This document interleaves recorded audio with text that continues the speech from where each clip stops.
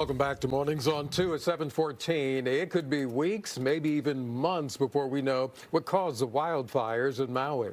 But there's been criticism also of Maui's biggest electric service provider for not shutting down power lines when the wind gusts reach 80 miles an hour.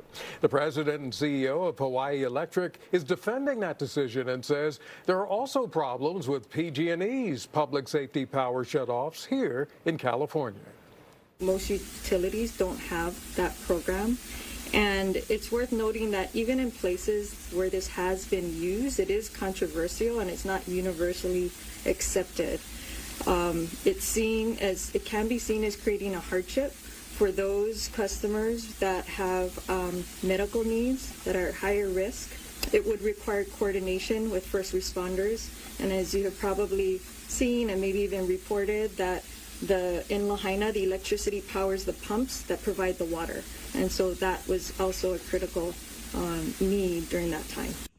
Now, yesterday, the price of stock in Hawaiian Electric dropped more than 30%. Analysts say that's because there are big concerns the company may have to pay large amounts to settle lawsuits already filed.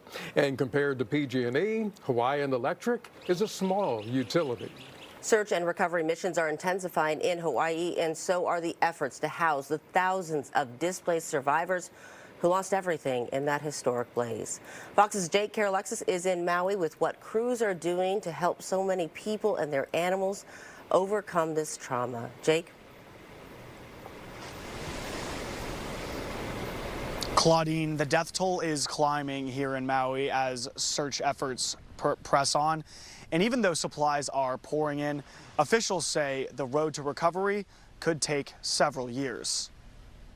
Over 1 million pounds of food has been delivered. Food, water, diapers, baby formula are going out. Donations are flooding into wildfire-ravaged Maui, where the deadliest U.S. blaze in over a century tore through the historic town of Lahaina, destroying more than 2,000 structures and killing at least 99 people, a number expected to rise as crews have only searched 25% of the affected area.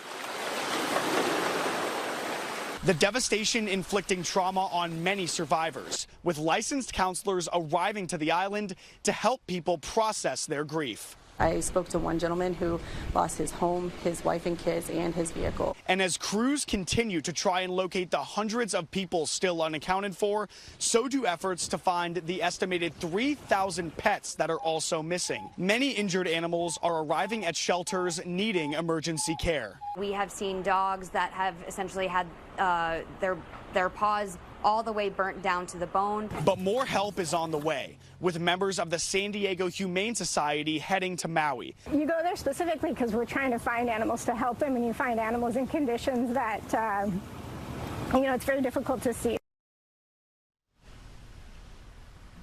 Hawaii's governor says the wildfire is roughly 85% contained as crews look to put out the remaining hotspots. Claudine? All right, Jake Carolexis reporting from Maui this morning. Thank you so much for that update.